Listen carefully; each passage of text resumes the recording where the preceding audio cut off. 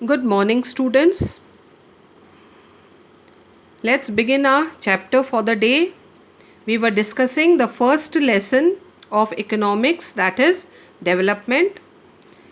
And about yesterday's class, we have understood that development means different things to different people, and development can be conflicting. What can be development for one person? It can be destruction for another. उसके बाद हमने समझा था कि for development people not only look for good income but mix of goals are being taken care of. जब हम development की बात करते हैं तो सिर्फ इनकम ही इम्पॉर्टेंट नहीं होती है. इनकम के साथ लोग और भी बहुत सारी चीज़ें देखते हैं. क्या हैं वो बहुत सारी चीज़ें? Better opportunities, better working conditions, job security, respect from others.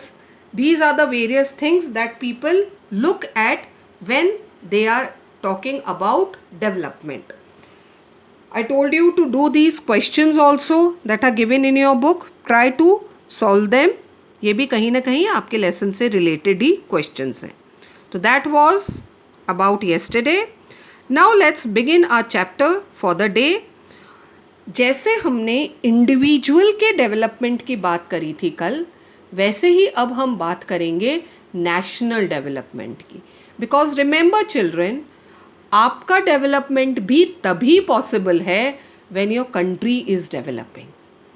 या कहेंगे अगर कंट्री डेवलप करेगा तो इंडिविजुअल का भी डेवलपमेंट होगा. तो both the things are related to each other. Individuals development and national development, और बहुत कुछ मिलता जुलता भी है.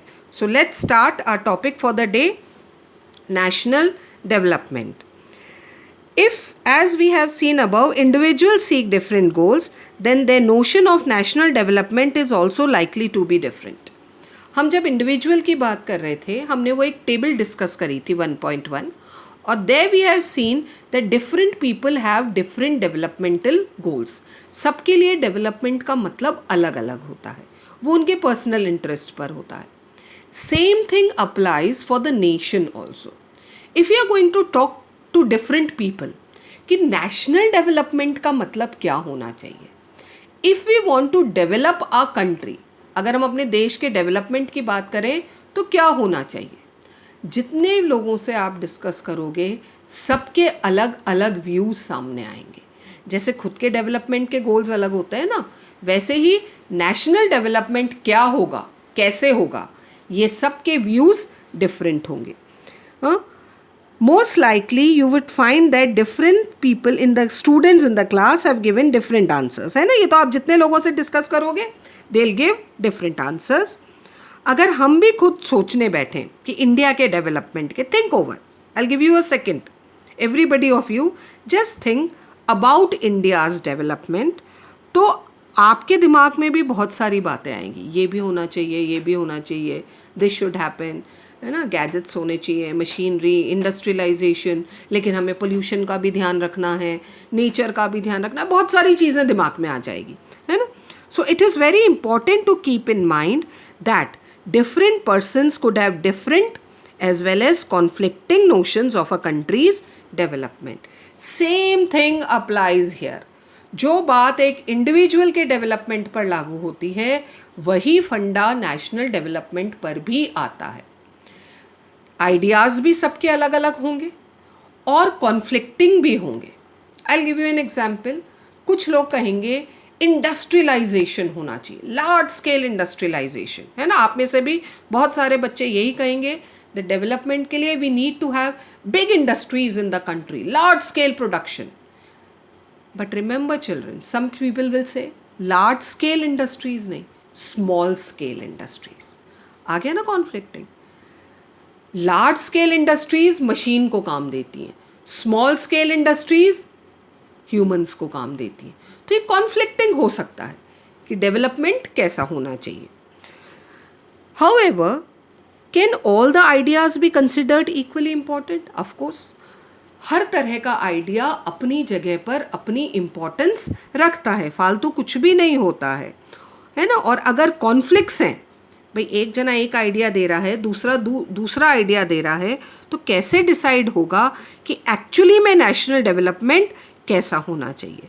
सो we will think in this chapter, आगे जो हम डिस्कस करेंगे तो हम यहाँ यही आइडिया डिस्कस करेंगे, that national development means that a number of people should be benefited by that idea. Actually में नेशनल डेवलपमेंट का वही आइडिया सबसे बेटर है जिसका फ़ायदा कंट्री के ज़्यादा से ज़्यादा लोगों को हो। अगर कोई आइडिया ऐसा है जिसका सिर्फ कुछ लोगों को बेनिफिट मिल रहा है, तो वो कहाँ हुआ नेशनल डेवलपमेंट? क्योंकि national development means development of the people living in that country. तो वही आइडिया बेटर माना जाएगा विच बेनिफिट्स अ लार्ज और more number of people. After national development, now let's see how to compare different countries और states. Development की बात हो रही है तो हम ये भी कहते हैं that is more developed country, this is less developed country. तो ये कंपैरिजन कैसे किया जाएगा? तो अभी हमने जब समझा कि development means different things to different people, then how is it that some countries are called developed and others are called underdeveloped? ऐसा क्यों होता है? जब डेवलपमेंट का मतलब सबके लिए अलग अलग है तो फिर कंपैरिजन कैसे पॉसिबल होता है? Now when we compare different things, they should have similarities as well as differences. तो ये तो होता ही है, no two things are similar. उनमें कुछ सिमिलैरिटी होगी तो कुछ डिफरेंसेस भी होंगे। और वही बात इंडिविजुअल्स पर लागू होती है, तो वही बात कंट्रीज़ पर लागू होती है। तो हम कंट्रीज़ को जब कहते हैं that USA is a developed country and India is a developing country, ऐसा हम क्यों कहते हैं? देखो, यहाँ एक एग्जाम्पल दिया हुआ है। सबसे पहली बात तो है कि which aspects do we use to compare, comparison किस बेसिस पर और क्यों किया जा रहा है, इससे डिसाइड करेंगे कि वो कंपैरिजन सही है या नहीं है। Now look at the students in your class. भूले तो नहीं हो अपनी क्लास के बच्चों को? पता चला इतने दिन से हम स्कूल नहीं जा रहे हैं तो we have forgotten our classmates? नहीं, है ना, दे आर फ्रेंड्स और हमें अच्छी तरह से याद है कि हमारी क्लास में कौन बच्चा कैसा है। ठीक है, नाउ इमेजिन योर क्लास। बैठे बैठे अपनी क्लास याद करो, पूरी क्लास। ठीक है, स्टूडेंट्स हैं आपकी क्लास में, हर सेक्शन में 50 स्टूडेंट्स हैं। Now just imagine those 50 students. आपकी क्लास में भी कंपैरिजन्स होते हैं ना। So how do we compare different students? देखो, किस किस बेस पर कंपैरिजन होता है। They differ in the height, शक्ल याद करो सबकी, लेंथ याद करो, हाइट याद करो। वैसे तो काफ़ी बच्चों की बढ़ गई होगी अभी थोड़ी बहुत, ठीक है, but still imagine the height. Health तो पक्का बढ़ गई होगी, 4 महीने हो गए घर पे बैठे हुए, ठीक है। Health, then the talents remain the same, talents कहीं नहीं जाते हैं। आप लोग बहुत टैलेंटेड स्टूडेंट्स हो और वो टैलेंट्स अभी भी आपके पास हैं। एंड द इंटरेस्ट, किसको क्या पसंद है। चलो अपने अपने फ्रेंड्स, अपनी क्लास का ये सब याद करो। आ गया याद? ठीक है। The healthiest student may not be the most studious one, ऐसा हो सकता है ना। हेल्दीएस्ट स्टूडेंट हर क्लास का अलग अलग होगा, याद करो कौन है। जरूरी नहीं है कि वो सबसे स्टूडियस हो, पढ़ने वाला हो।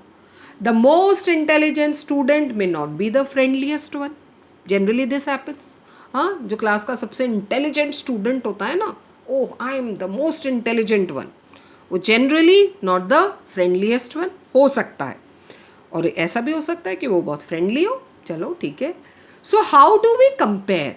तो हम स्टूडेंट्स को, भाई हेल्थ अलग है, हाइट अलग है, इंटरेस्ट अलग है, सब चीज़ तो बच्चों की अलग अलग है, but still we compare students. तो ये कैसा होता है?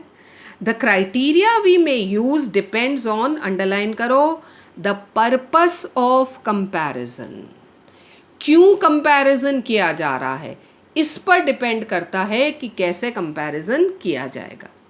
We use different criteria to choose a sports team. जब हमारे यूथ फेस्टिवल के टाइम स्पोर्ट्स होते हैं आफ्टर हाफ ईयरलीज, तो स्पोर्ट्स टीम्स बनती हैं आपके हाउसेस की। क्या क्राइटेरिया लिया जाता है उस समय? सबसे इंटेलिजेंट स्टूडेंट क्लास का या जो स्पोर्ट्स में अच्छा हो?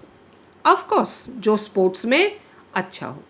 फिर जब डिबेट्स के लिए सेलेक्ट होते हो आप लोग, रट रट के जाते हो अपने हाउस टीचर्स के पास, उन्हें सुनाते हो, तो क्या मैम ये देखती है कि अरे जो बास्केटबॉल अच्छा खेलता है ना वो डिबेट भी अच्छा बोलेगा, या जो गाता अच्छा है तो वो डिबेट भी अच्छा बोलेगा क्योंकि उसकी वॉइस अच्छी है? देखा जाता है ये? नहीं। क्या क्राइटेरिया चूज़ किया जाता है वहाँ पे? The person who can speak well, उसे डिबेट टीम में रखा जाता है। म्यूज़िक टीम, जो गाता अच्छा है भले खेलता नहीं हो वो, हाँ, और a team to organise a picnic. Organising students भी अलग होते हैं, ये भी हर किसी में नहीं होता है ये कैपेबिलिटी टू ऑर्गेनाइज। तो हमने क्राइटेरियाज देखे ना, when we are selecting a sports team, उस समय हमने क्या क्राइटेरिया रखा?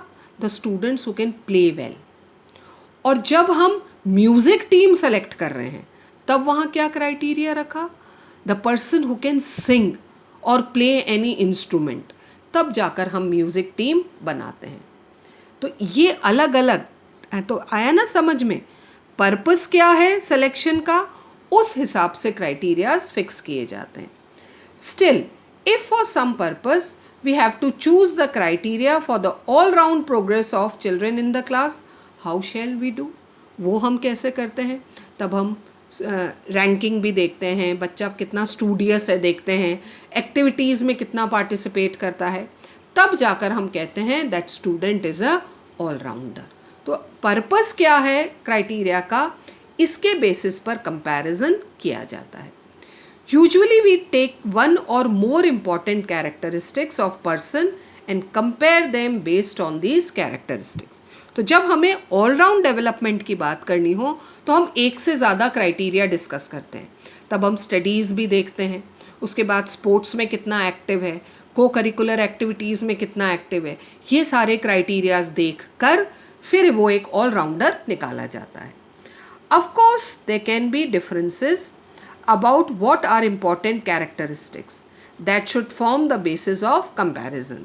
तो वहाँ फ्रेंडलीनेस हो सकता है, स्पिरिट ऑफ कॉपरेशन हो सकता है, क्रिएटिविटी हो सकती है, या फिर आपके स्टडीज़, तब जाकर एक ऑलराउंड निकलता है। लेकिन वो तो बहुत कम होता है।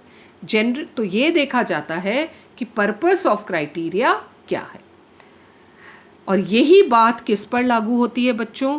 डेवलपमेंट पर लागू होती है। जो बात स्टूडेंट्स पर लागू हुई वही बात डेवलपमेंट। जब हम कंट्रीज़ को कंपेयर करते हैं तो कैसे हम देखते हैं कि कौन सा कंट्री डेवलप्ड है और कौन सा कंट्री डेवलपिंग है, कौन सा कंट्री अंडर डेवलप्ड है? ये 3 कैटेगरीज में डिवाइडेड है वर्ल्ड के कंट्रीज़। क्या क्या है वो क्राइटेरियाज? डेवलप्ड, डेवलपिंग और अंडर डेवलप्ड। तो जब हम कंट्रीज़ को इन क्राइटेरियाज में डिवाइड करते हैं तो वो हम कैसे करते हैं?